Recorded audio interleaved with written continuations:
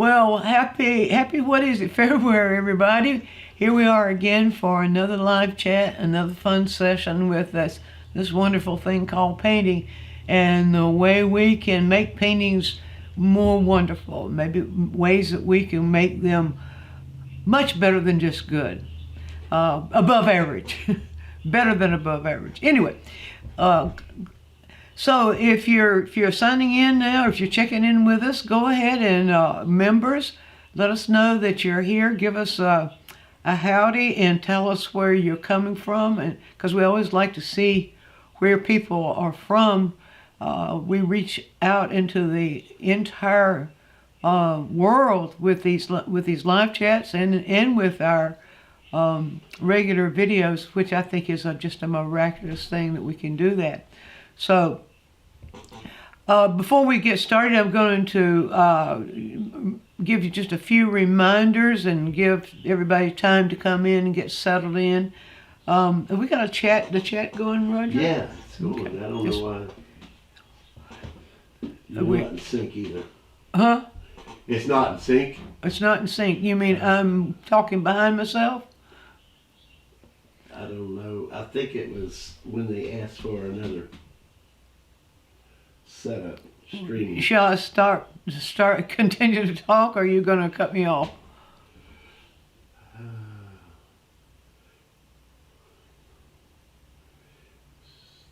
Start sending. Let's see. Because nobody was responding. Not even sure anybody There's was. actually a bunch of people on there. I see Oh, really? it on my phone. I don't see it on here.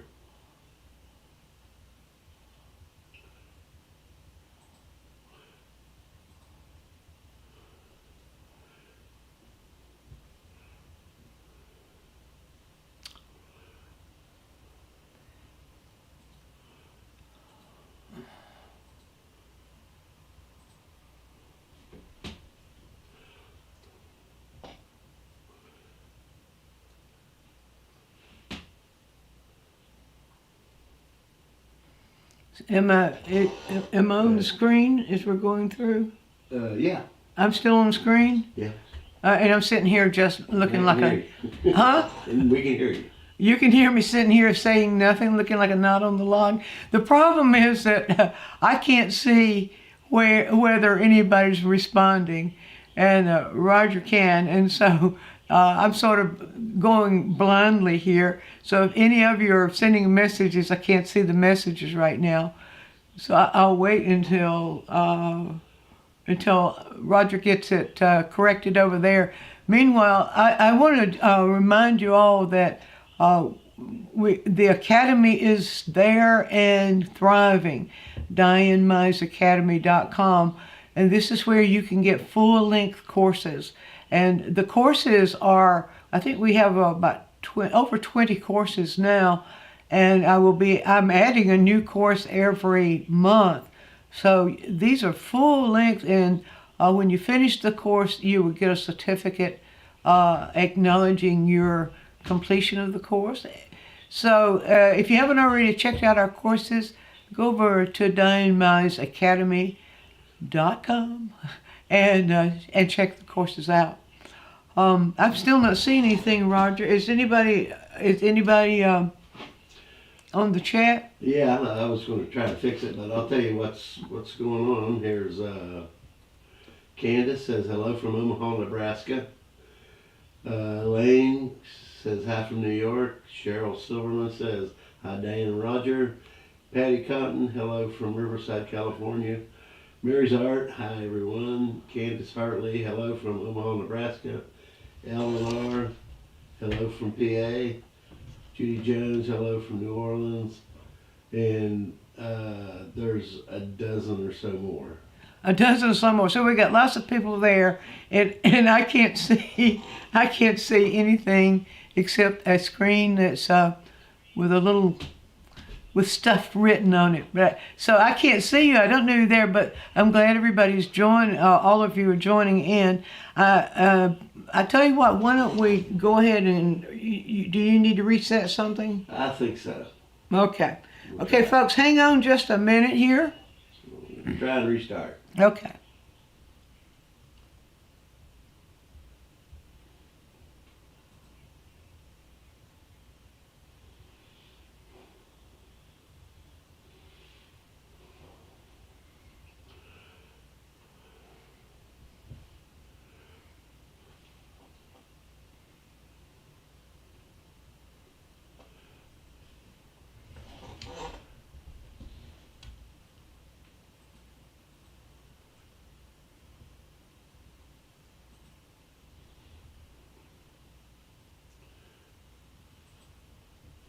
Yeah, I see myself now. Yeah, that doesn't do us any good though. Still don't have the chat. And I think it's the settings there.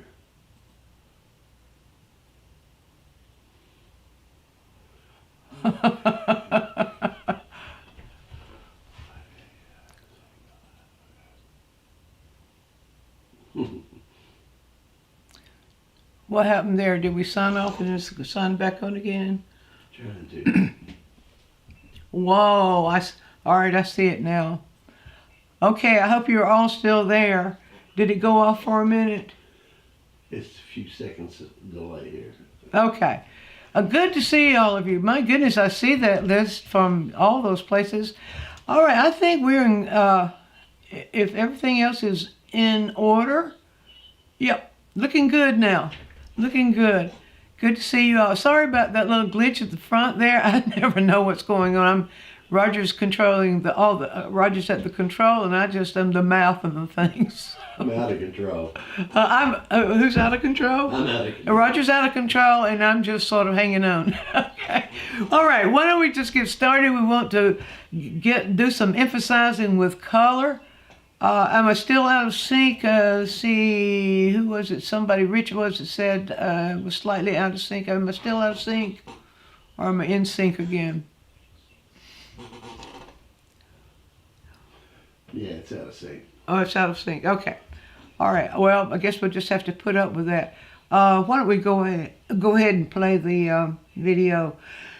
What we'll, of course, we're going to be talking about how to emphasize color, and we have, as always, as we do with these chats, we always start out with a video that I prepared for you to introduce you to the concept, get your head kind of churning a little bit with the concept, and then we will have questions. If you have questions, save them until after. Save them until after the video finishes playing, because I don't think you can watch the video and chat at the same time. That's the old teacher in me. All right. So Roger, are you ready with the video? Almost. I'm trying to update the sync. Okay. See if it changes. He's trying to sync me. It worked yesterday. Yeah. Okay. All right. Am I synced now? I have no idea. It's got to come up. Maybe we can ask the audience. I'm still out of sync in Pennsylvania. If I'm out of sync in Pennsylvania, I'm probably out of sync all over the world. Hello from Scotland. Sacred Soaks. All right. Well, we just got folks from all over the place, and here I am out of sync. And there's the Alka from India up there. I won't try to go through the list again. Roger's already gone through it once. So I guess this is one of the most discombobulated beginnings we've ever had with a live chat. Well, we'd like to kind of mix things up a little bit for y'all. Are we ready for the video? Almost. Almost ready for the video. Okay. All right. Changing the sync again. All right. Shall I count numbers or do some? Do you have a script for me? Yeah. We'll go to the video and then we'll worry about it. Okay. We'll go to the video and then we'll worry about me being out of sync. All right. So here comes, if Roger's ready. Keep your eye on the video and you will see some things that are fun to see.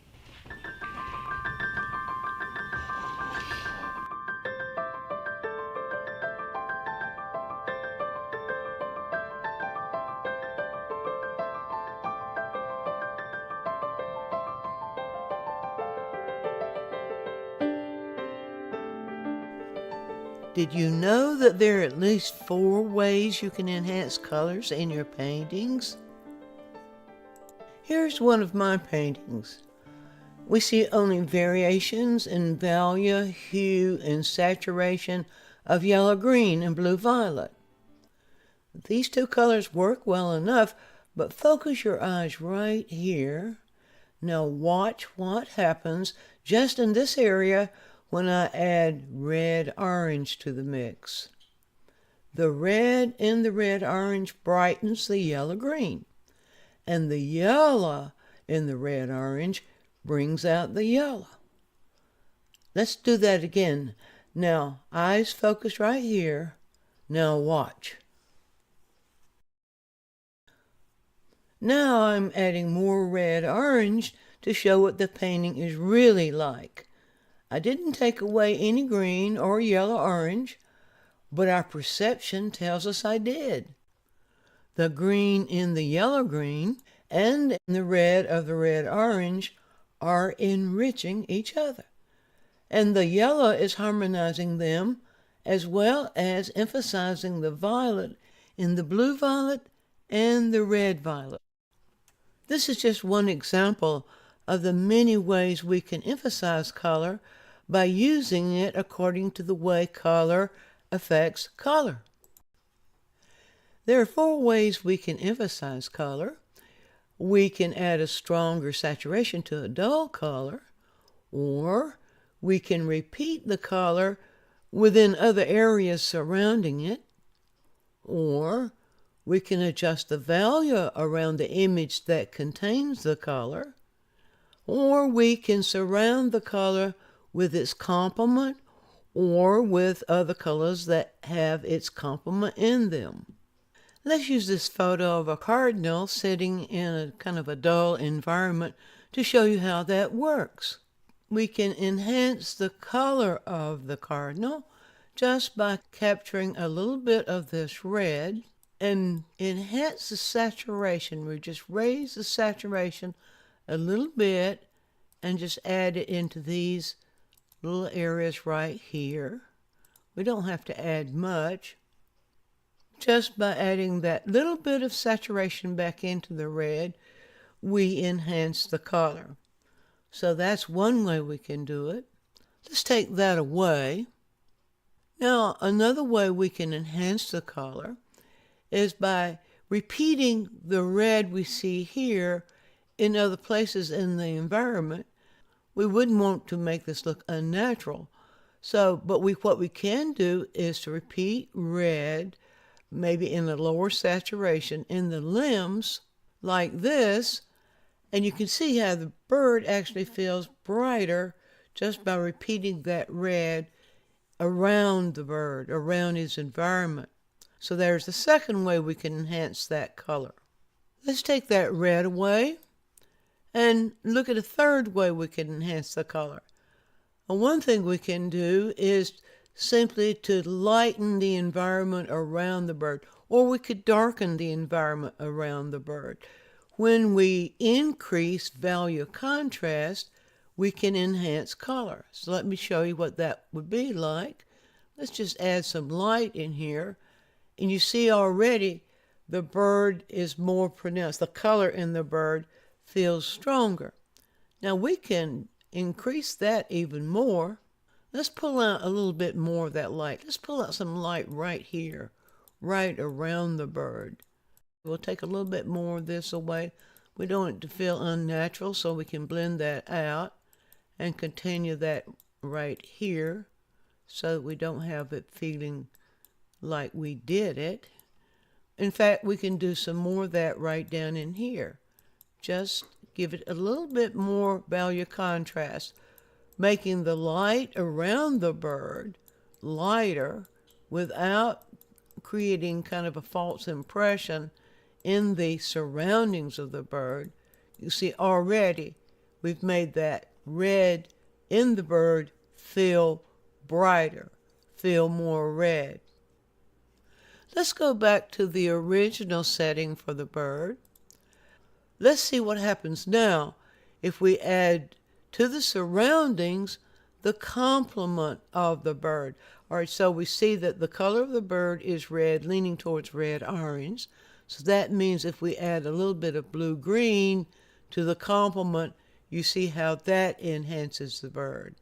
Let's do that again. Take away the blue-green. Now just focus on the red, and you see how it feels more enhanced? Well, what if we combine that with increasing the light of the Valia? If we combine those two together, you see we get an even stronger enhancement of the red. Well, suppose we do all three things. Suppose we add the color into the limb. There we go. Now we've enhanced the color of the bird by making three adjustments. Now, would it be a little bit too much if we add a little bit more saturation directly into the color? Let's find out. Maybe not, maybe so. But you've seen we could enhance that color of the bird itself by making any one of those changes or by making all the changes together. Let's experiment some with this painting by Claude Monet. Now, what we often don't realize is that when we have paintings that have complementary colors in them, such as this one does, the complementary colors actually enhance each other. In this painting, the oranges on the left-hand side are actually enhancing the blues on the right-hand side. And it's the other way around too. The blues on the right-hand side and the blues in the sky are enhancing the oranges, red oranges, and even the yellow oranges on the left-hand side. Now, what I'd like for you to do is just focus your attention on these blue trees on the right-hand side, and watch what happens now when I take away those complementary colors. I've substituted blues and blue-greens there. Now do you notice how it makes those other blues look really, really dull? In fact, we hardly see any hue at all in them. Put those complements back in. Now look at that blue. The blues really are very low in saturation, but we feel them more highly saturated because of those complementary colors we have on the other side. Let's do that once more and just give you a stronger sense of this. Now see how dull those blues feel, and see how much more alive.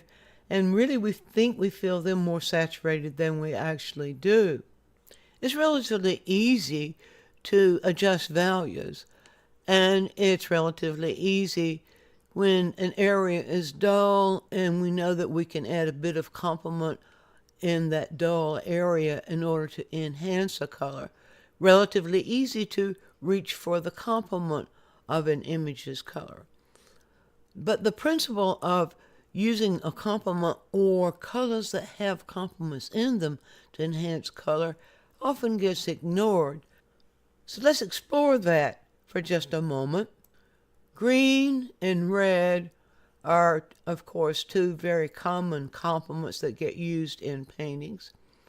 One thing that artists will often do is when a subject is green, only the greens get used, the green family, yellow green, green, blue green, and variations in green or variations in the values of green, even the saturations of green.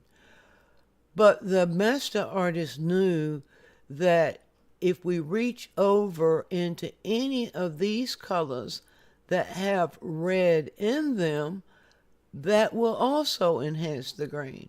Look at all the colors that have red in them. Red violet, red, red orange, orange, yellow orange. All of these have red in them. And that means that these colors are going to enhance a green or any green, any color that is in the green family. Any of these that have red in them is going to enhance that color. And the way that happens, of course, if you're using a direct complement, red, which has nothing but red in it, it's going to be a more stark contrast. But on this side, the red, orange, orange, and yellow, orange also have yellow in them, and so does green. So when we use these three to enhance the green, we also have that extra element of yellow within these that harmonizes with green because of the yellow that's in green. That works around the wheel with every set of complements that are primary and secondary. A tertiary, it works, but it's a little bit closer because the tertiaries already have two colors in them. So we're a little bit freer with the tertiaries. But I wanted to point that out. And now, this Richard Schmid painting is a fine example of how that works. Watch what those greens do when I take away the oranges and the yellow oranges and the red oranges. It's still a beautiful painting, but if you'll notice, the greens don't have quite the life. It just feels a bit overpowering when we don't have those warm colors in there. So you can see now how much richer a painting can be when we use among a color other colors that include both the color's complement and a color that they all have in common. Let's stop now and let you ask your questions.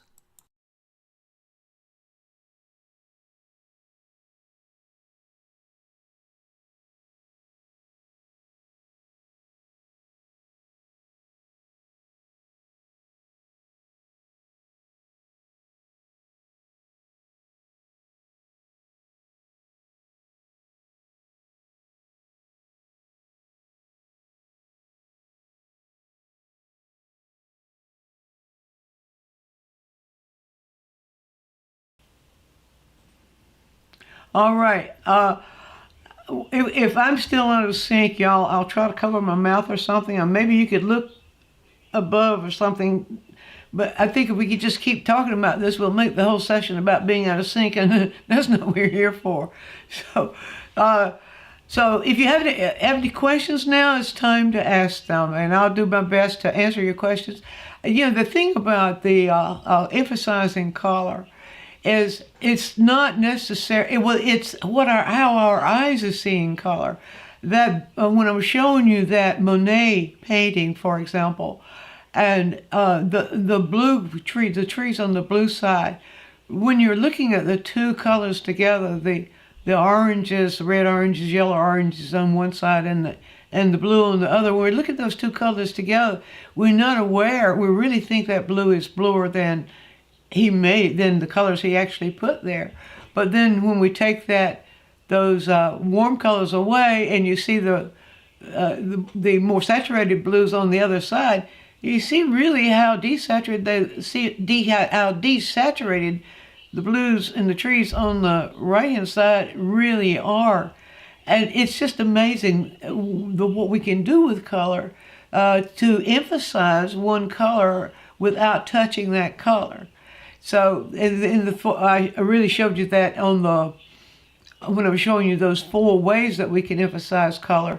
I was really showing you that, first of all, showing you how we can, of course, make a color a little bit more saturated.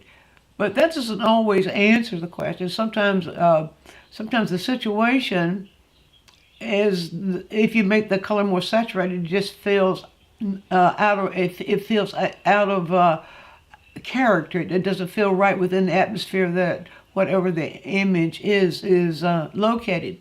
So knowing that we can adjust things around those images to emphasize the color is, to me, just a sort of a miraculous thing with painting. Now let's see, are we getting any questions? Any of you have any questions, or anything that stimulated your thought processes about what color does the color? You know, I guess I say that phrase in this teaching. I say that phrase more than any other phrase that I say, and that is, what color does the color? Too often we get just caught up with putting color on something to just describe it, just describe the thing with color. But we painting is more than that. Painting is more than just describing with color. Painting is using color in a way that we are enhancing not just the description, but we're also making the whole painting, not just the images we put into the painting, but that we're making the whole painting important by the way we use the color. Of course, the way we arrange images is a part of that too, a very big part of that. But color for the painter is the unique, what would you say, unique element that the painter is dealing with. And so knowing that we can use color in more ways than just describing images just frees us up to do so many wonderful things with our painting. Okay, now let's see. Cheryl, will the enhancement be best at the same value? When we're just enhancing color, Cheryl, it doesn't have to be. It doesn't have to be the same value. Of course, we know if we are creating luminism with enhancing color, it does need to be the same value. Luminism just doesn't work very well with contrasting values. Luminism is a hue thing, more of a hue thing that has to do with either the contrasting of complementary colors in hue within the same or that are side by side or moving into each other, or the contrasting degrees of saturation of hues. But when we're just enhancing, just emphasizing the color, if we give a value contrast to it, that's one way we can emphasize it. See, just by contrasting a value. Sometimes the contrasting is not going to be what the image needs. So one part of our job as a painter is to detect what we would need to do to enhance that color. Now you might discover other ways too, but these 4 major ways that I pointed out to you there in the video that will actually play that role of enhancing the color. So no, it doesn't necessarily, they don't have to be in the same value range to be enhanced or to be emphasized. The word I use here is emphasized, enhanced is part of it. Okay, Patty, hello from Verde, Reno, Nevada. Do we think about adding complementary colors after we paint the scene? We have all these phases that we go through. I'm trying to hide my mouth in case I'm not synced, so it doesn't throw you off too bad. We are manipulating color throughout the painting process, and once we get color on the canvas, I usually think of the block-in process as getting the canvas covered with the colors in their values that I want them to be. From that point, once we start doing that, we are watching what color is doing to color. So there's not just one place in a painting where we stop to emphasize color. Usually when we get towards the end of the painting, or we get into that refinement phase where we're bringing it to a conclusion, we will see more where we really want to place maybe more emphasis on one area of color than we do on another. But we're doing that, watching what color does to color all the way through the painting. And then towards the end, we're standing back and we're saying, do I need to give that a little extra punch? Do I need to put a little, or do I need to bring the eye over here in order to emphasize something here? There's no way to really to describe that, because every painting any of us creates is going to be different. We're different from each other, and every painting is going to be different from the one before. So it happens all the way through the painting. Do we add complementary colors after the? That's what she said. Paint. Complementary colors, yes. No. It's just what I said just then. No, let's see. Okay, Sacred Soaks. huh? Sacred Soaks. Thank you so much for sharing your knowledge. It's my pleasure. I love doing this, and if you don't know that by now, you know it now. Matt says, is the use of complement and emphasis at distance as well as mixing the results in desaturation? Is the use of a complement and emphasis at a distance as well as mixing will result in desaturation? Wherever you have, wherever you have two complements together, they're going to be emphasizing each other. If I understand your question correctly, Matt, usually if you're talking about distance in a landscape, distance doesn't really allow us to see color clearly. If we are looking at a sunset, which is certainly in the distance, there's where we are going to see color clearly. And in that case, if we can place emphasis on a color that we're seeing in the sky by using these principles, any one of these principles I talked about. One of the major ways that luminists used those was with putting complements, interweaving complements together at their same value level or at a different saturation level. For example, one saturation of any hue will be a contrast with a lower or higher saturation of the same hue. And the luminists saw that they could use those together, those saturations together, interweave them at the same value level, and it did cause that luminism. So if I didn't answer that, Matt, perhaps try asking it another way and see if I can understand it better this time. Anna says, how can we enhance an outdoor painting using the color gray? Well, let's change some language here, Anna. Will you bear with me here if I have you to change some language? Gray is not a color. Gray is a condition. Gray is a word that we use when we speak of colors that have very little hue in them. So we may have a very desaturated color that someone may call gray, but we may have we may have several hues that are within those gray areas.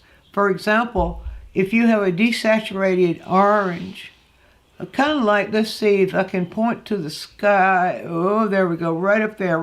There's a good example right there. Right where my finger is right there is a desaturated orange or red orange. Right beside it, just above it, is a more highly saturated orange. Those two together contrast with each other.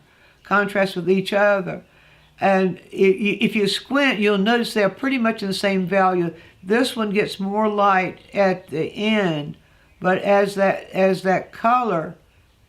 color right in here, you see there's a certain area in there where it's the same value. So the words black, gray, and white are not color words. I know people use them that way, but they are not hue words. They don't describe a hue. They describe a degree of saturation of a hue. And so, well, black is just black. Black indicates no light. White indicates all light. And then those values without any hue in them, in between black and white, are various degrees of gray with no hue. So gray implies or communicates no saturation or low saturation. So Anna, tell me if I answered that. So Rich says, so it's best to have a plan before you start painting rather than improvising. No, no, no, no, no, no, no. It's better to emphasize because we are watching what's happening while we're doing it. We have a general plan when we start, but if we try to figure it out ahead of time, we're going to create a stilted painting. So part of why we learn this stuff is so that we can learn to improvise it, so we can learn to improvise or respond to, so we can learn to how to see and respond to what we're seeing in the painting. So when we can relax and do that as we're developing the painting, instead of trying to make it aim someplace in color, in dealing with the color, then that's where the real creativity come in. And so we need to give ourselves as much of that creative freedom as we possibly can.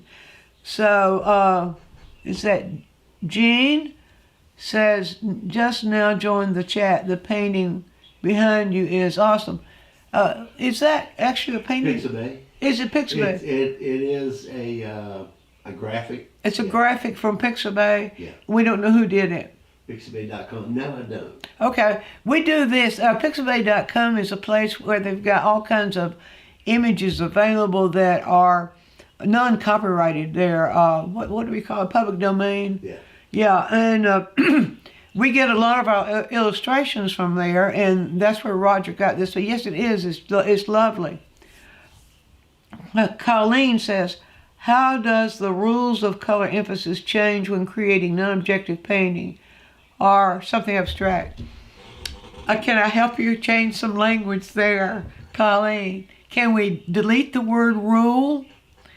Because if we think of it as a rule, we restrict ourselves like this. But when we think of it as cause and effect, we give ourselves more freedom. The color, what color does to color, how color behaves, one color against the other, is exactly the same in abstract and non-objective painting as it is in realistic painting. So the only difference in abstract, the only difference in abstract painting and realistic painting is that realistic painting is dealing with images, the images that we can recognize, and the imagery is part of what the painting is about. In true non-objective painting, there are no images. I'm talking about truly non-objective painting. There are no images. It's the elements of the visual elements that are the subject in non-objective painting. And many times for many non-objective painters, color is the subject. So what the painting is about is what color does to color. And sometimes if you go and look up some of the non-objective painters, or those that were dealing with the color field painters, they were like Helen Frankenthaler and a few others. They were dealing solely with color, what color does to color. So no, there's no difference whatsoever. When you understand what color does to color, how color can emphasize color, the different ways we use color for repeating to keep to lead the eye through the painting, all different kinds of things that we do with color. That is what non-objective painters deal with. Okay, Cheryl, I'm wondering if Matt was asking whether you need to keep the complementary colors separate across the painting, not laid next to each other. Otherwise, they may desaturate each other. Well, the answer to that would be don't make a rule about that, because what we're responding to, sometimes we will need complementary colors. Sometimes we need them side by side. Sometimes we need them mixed together. Sometimes we need them entwined. One blended, one just semi-blended into the other. We see that in the luminous painters an awful lot too, where it's the way two complements will be just you can see them gradating one into the other, where they're gradually blended but not quite. and it will cause that luminism, but otherwise, what did you say? The colors, they will only desaturate each other when they are mixed together.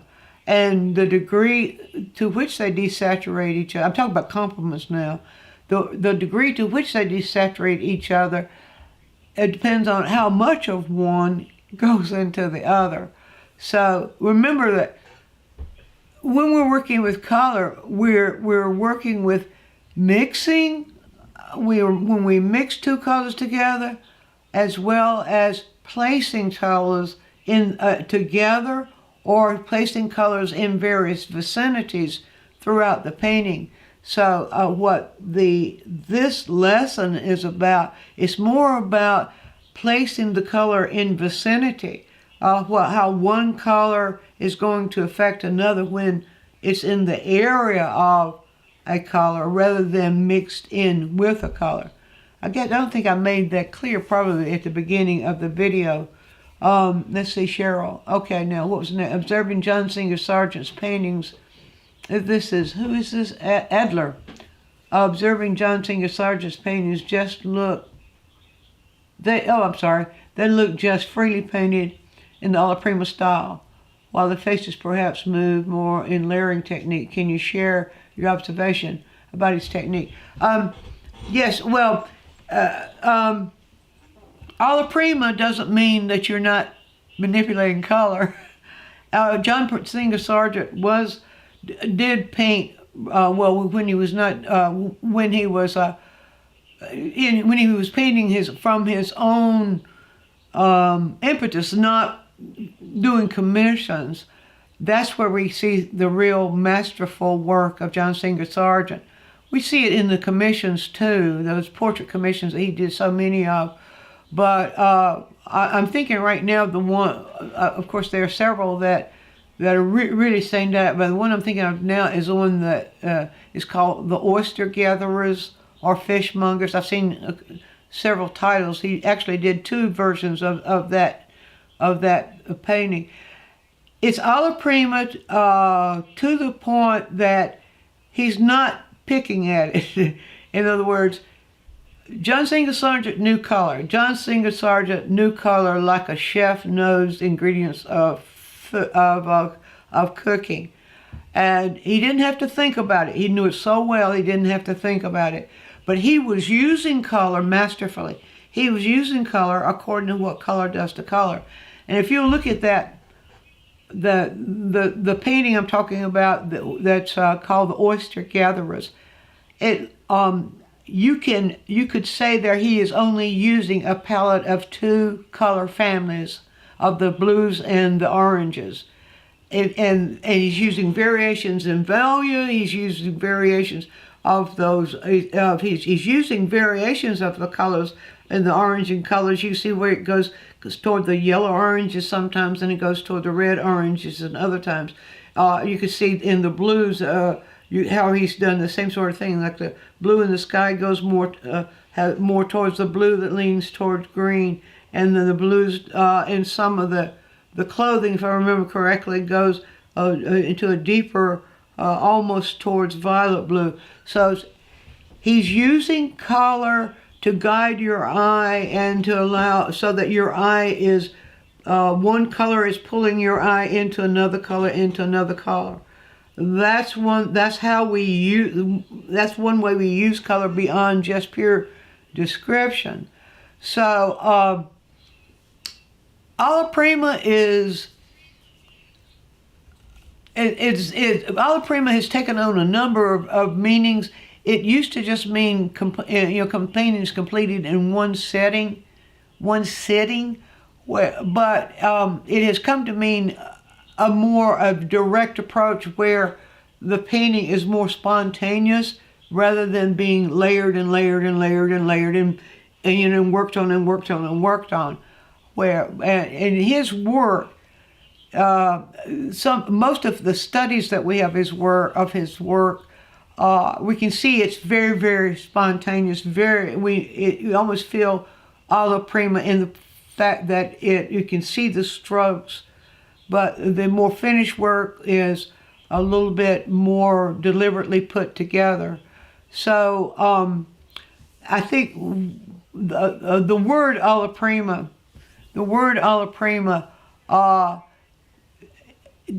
doesn't necessarily, it's in today's language and the way we use it, it merely means that the painter is putting a stroke of paint down and going forward, rather than putting a stroke down and picking at it over and over and over again. So I think maybe I'm digging myself into a little bit of a ditch there, so I'm going to stop that right there. But did I?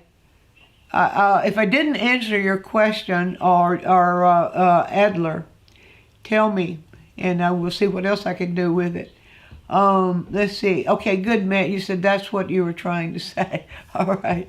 Well, I really, I always prefer conversations with students where I can see you and hear you. Sometimes the written word doesn't really always communicate the intention, and sometimes I'm not the best in the world at looking at the written word and always being able to see what the intention was. So I'm glad we finally hashed that out. Thanks to, was it Cheryl there that kind of helped us out a little bit? Okay, now Catherine says, enjoying your chats in excellent tuition. Cold here in Scotland. Well, I'm so glad to see, Catherine, see that you're tuning in all the way from Scotland, and just stay warm. Okay, do we have any other questions come in? How we're doing on time? While we are talking about the color, if any of you who are on the chat now are really interested, I'm having a workshop on color. Of course, anybody that's watching this afterwards is not going to benefit from this, but we have 3 places left in this workshop. And this particular workshop, which is going to be on February the 26th, is it? Oh gosh, I've forgotten the day. I think that's about right. Yeah. This particular workshop is on simultaneous contrast, how color can work with simultaneous contrast. And a lot of people think that when we're using simultaneous contrast, we're only doing luminism, but that's not true. There are other ways that simultaneous contrast can work in paintings too. So if you're really interested in that, go to DianeMinesAcademy.com, DIANNE. My Diane has 2 N's, if you ever heard discover that. And in the menu, I think the menu title is Diane's Workshops. Click on the menu title, and you can register for that. We only, as I said, we only have 3 spaces left there, so just thought I'd throw that out. That beats the YouTube ads, doesn't it? I don't know how many YouTube ads has already interrupted us, but we're not really fond of those either. Okay, do we have anything else? Any other question, or are you folks ready now to go out and to emphasize? Huh? Emphasize. Emphasize.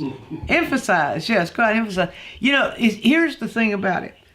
When I get on these, when I'm teaching these principles, or when I'm relaying these principles and expounding, as I often have a way of doing, I'm not talking about working this stuff out before your paint. I'm talking, and we're trying to build awareness of how the principles of painting work. And rather than try to feel like that you've got to start out from the beginning of, you got to plan for this, you got to plan for that. No. We use this awareness to watch what the painting is doing as we're developing it. Remember, we're visual communicators. We're communicating from our eyes to the eyes of other people, and that communication doesn't just start with our eyes.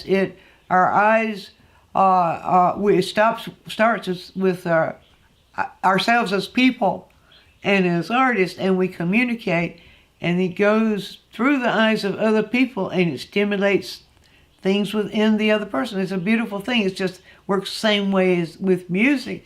except with music, it's going through the ears. With painting, it's going through the eyes. And so just like a musician or just like a composer would be putting music together, with our painting, we make ourselves aware of what these elements in painting do, how they work, and then as we're painting, we don't try to think that stuff. We watch it.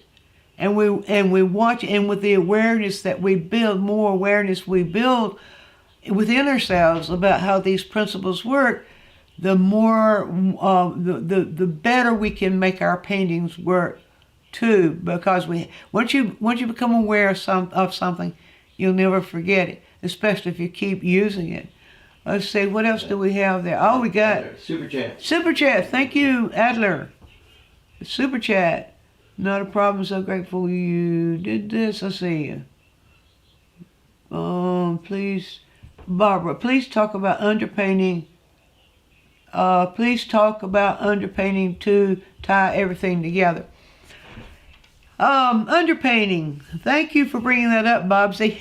I mean it sincerely. Okay, underpainting is another one of those terms that has lots of definitions. Now, for some people, underpainting simply means to tone the canvas. For others, underpainting means the what I call the block-in, that first layer of paint. Now, if you're thinking about it is possible to create an underpainting or create a toned canvas to influence what the painting is going to do, but it depends on what your intention is. A lot of people will tone a canvas warm if they're going to do a cool painting, because the warm tones will come through and emphasize the cool colors, and vice versa.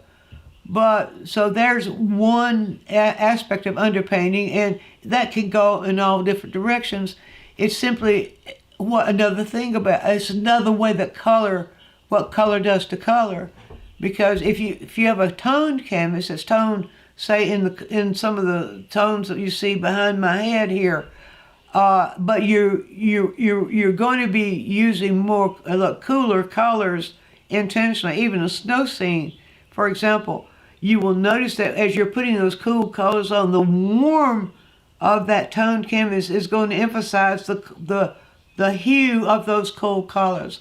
And if some of that warm comes through, it's so that we can see it beside the cooler colors, it's going to give a nice little emphasis, going to nicely emphasize the colors that you place, the cooler colors that you place on the canvas.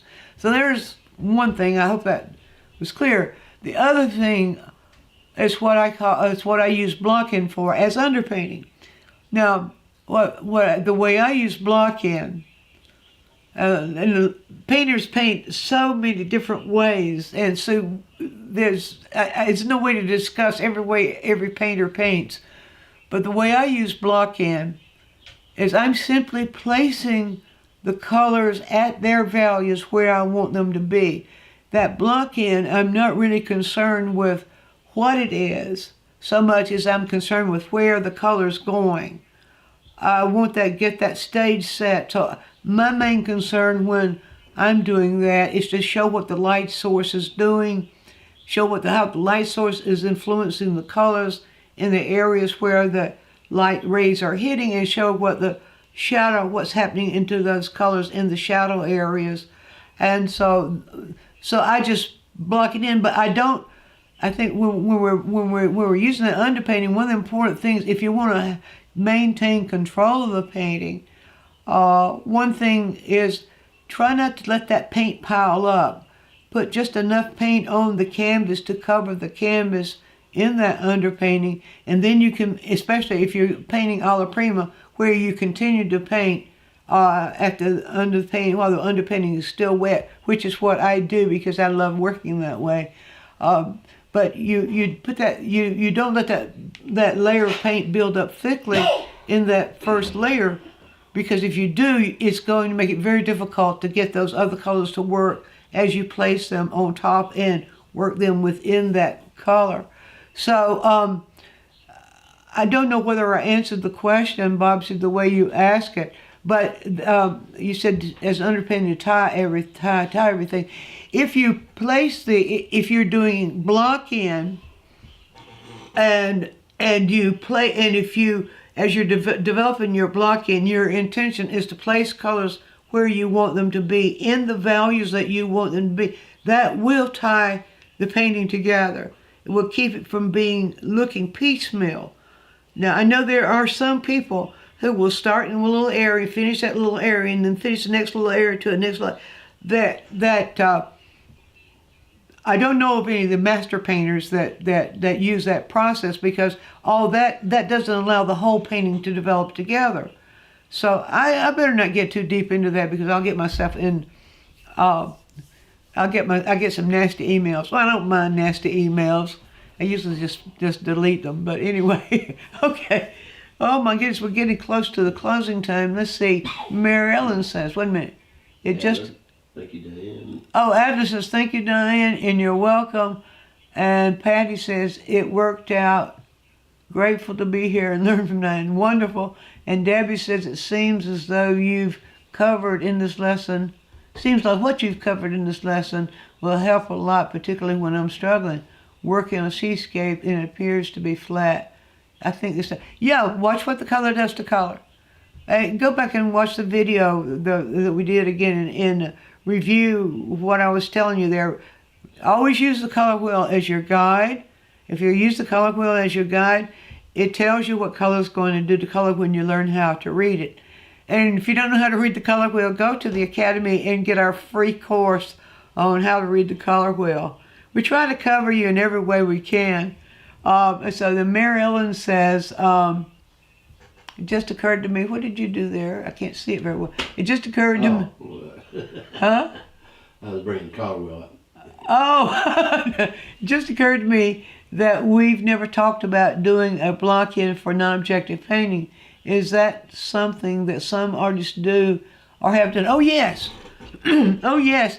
Where artists, especially doing color field painting and non-objective painting, yes, where artists will start with, well, in any number of things that you can think of, where you start with start working passages of color first to get a theme going, and then you develop that theme by gradually building it with contrast, color contrast, value contrast, color similarities, value similarities, different saturations, all different ways of going, and different ways of maybe of creating directional movement, all of that stuff. Yeah. Okay. All right. Well, I appreciate all of you coming in. We apologize for the syncing. I've been trying to kind of hold my hands over my mouth so it wouldn't be too bad. Maybe that was more distracting than it was helpful. But, you know, sometimes technology just gets beyond us, and it takes over, and it's going to do its thing whether we have all the settings right or not. So thank you all for being with us. Now, it really is true that in March we'll be doing this on the fourth Sunday, right? That's right. Yeah. Okay, that's right. So we will have our chat on the fourth Sunday in March, and we will announce, as we always do, what the title will be then. But you folks have asked great questions. You kept me talking the whole time. Thank you so much for joining us, and to just go out there and watch what that color is doing, and look for opportunities to use those principles of emphasis, those different ways of emphasizing that color can emphasize color. So that's it for now. Hope to see you. What's going on? No problem, Roger. No problem. Walked around the room while listening. Didn't watch that. Excellent job. I walked around, that's Candace, I walked around the room while listening and didn't watch Diane talk. That's a good thing, Candace. I almost suggested that we go back to the COVID mask days, So if I had a mask on, you wouldn't know whether I was in sync or not, but well, that probably been irritating too. Anyway, look at it, it's going to be irritating. Okay, everybody, thanks a bunch. Thanks for joining us, and we hope to see you again next month. Meanwhile, happy painting and enjoy the journey. Bye-bye for now.